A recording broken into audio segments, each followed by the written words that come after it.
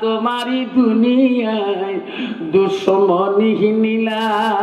সে দেখো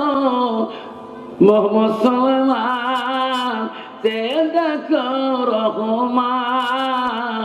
কাফের হাততে নিধন হতাছে কি করে মুসলমান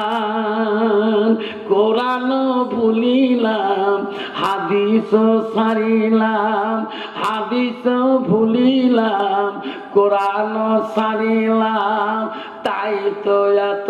অপমান কাফের হাততে নিধন হতাছে